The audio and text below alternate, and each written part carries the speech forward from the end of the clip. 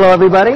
Well, today we're going to talk about temperature in fermentation or during fermentation. And even though I'm standing over a Syrah bin that's getting pumped over, I think that everybody should know that temperature in fermentation really relates to basically every wine that you're making, whether it is a Syrah or a Pinot or a Cab or the white wines like Chardonnay or Sauvignon Blanc.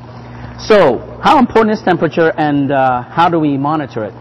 And how do we actually keep it from either going too high or too low?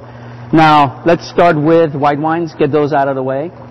With white wines, whether you're making a very bright, fruity, kind of crisp style of wine versus something that has a little bit more weight or a little bit more density to it, temperature does play a key role.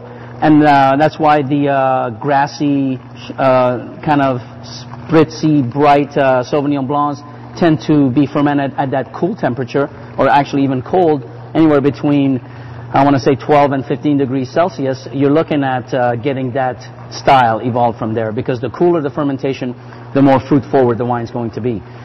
Or if you're doing a barrel fermentation Chardonnay, you're looking more for that 18 to 20 degrees Celsius temperature, because that slightly warmer temperature tends to enhance a little bit more of the weight of the wine and doesn't focus so much on the fruit intensity that the wine offers.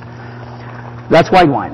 Now let's go to red wine. And to some extent, there is some similarities when it comes to temperature range for making a particular red wine. If you're making a very bright kind of light-colored, very fruit-driven Pinot, you don't need to get that temperature up to about 32, 33 degrees Celsius. You can actually cap it at about 27, 28, because at that point, you're really accentuating the fruit component and kind of limiting the real deep color extraction that happens when you do ferment quite hot. Now, if you go for the more hardy, robust reds like Syrah and Cabs, yeah, you kind of want to push the envelope when it comes to temperature. You do want to get up there around 33, 34 degrees without necessarily going too overboard, because you do run the risk of harming the yeast. They do have a tolerance level when it comes to high temperatures, but you will get some real deep, dark color extraction when you get that temperature up early in fermentation. There is different times during fermentation where you need to focus on getting that temperature up, and early on in fermentation is where you get all of that color extraction happening, and that's where you want to focus on your temp. Now, in my hand, I have a thermometer that we actually use to go around bins and actually monitor the temperature. And the reason I'm pumping over this bin of Syrah is because it actually got the temperature, was getting above 33 degrees. And when you get too warm where it can actually harm the yeast, you do need to circulate the wine so that you can aerate it and actually cool the temp down. And sticking the thermometer, I can find an area to go in there, I'm actually seeing that we've been able to take it down from 33 degrees to 29 degrees. So it's probably getting a good aeration. It's getting that temperature lowered, so we're able to actually maintain the health of that fermentation. So a lot of people actually wonder, how do you maintain temperature control when it comes to fermenting your wines in bins? We don't have those shiny stainless steel tanks here like the traditional wineries where they have temperature control through glycol. Here everything is done in these 1-ton T-bins. And the way to control that temperature is by, one, doing this pump over like we're doing here. Two, we do have our cold room, which really serves a good purpose in terms of fermenting our cool wines, our white wines, into that cold room so that it maintains that 15 degrees Celsius temperature range. And then, of course, doing traditional punch downs. If you're not doing a subcap, if you got a Cabernet that you don't want to do a subcap for color extraction or for cap management, but you're continuing to just do the standard punch down, that punch down itself actually helps cool that temperature down by actually mixing up the cap and the juice, and actually bringing up the juice during the course of actually doing a punch down.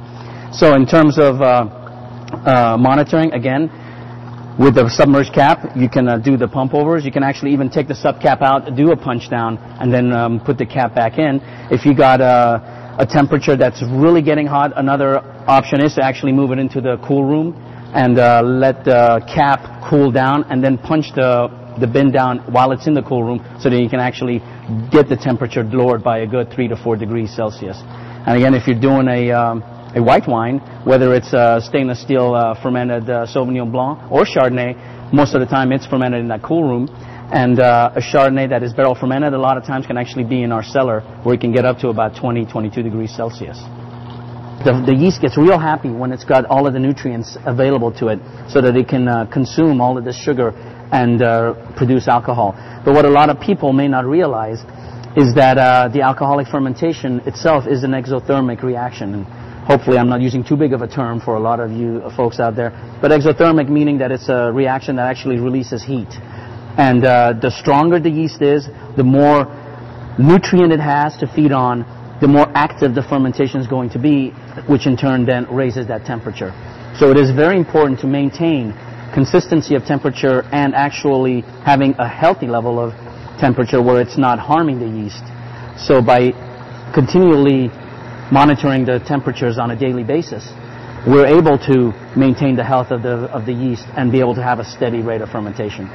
And at the same token, if the temperature is too cold, you're going to have problems with the yeast actually doing their job too. So there's definitely a window where the yeast likes to function and give you the kind of wine that you want to make.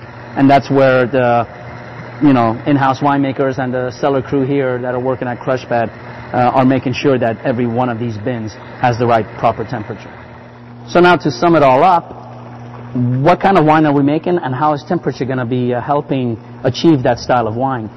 If you're making a wine that you want to express a lot of bright fruit, that you want to show off a lot of nice red colors that are not completely dark and dense and brooding, then you can look at maximizing your temperature at about 25 degrees or so Celsius. The deeper, the darker, the denser your wine's going to be. If you want to do something that's going to be really opaque in color, that's going to have a lot of inkiness to it when the wine is young, whether it's a Cab or a Syrah or even a Zinfandel, then getting the temperatures up, especially early on in fermentation, that's where you get a lot of that extraction happening. So it's imperative to really look at getting that temperature up there if you want that style of wine.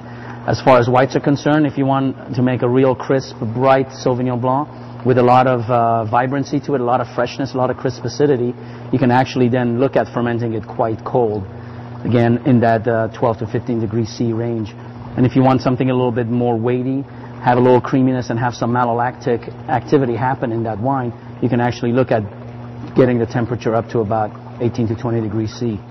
So I hope that this brief little talk helped you guys out with how important temperature is during fermentation. And I look forward to catching up with you with another edition of Winemaker's Minute.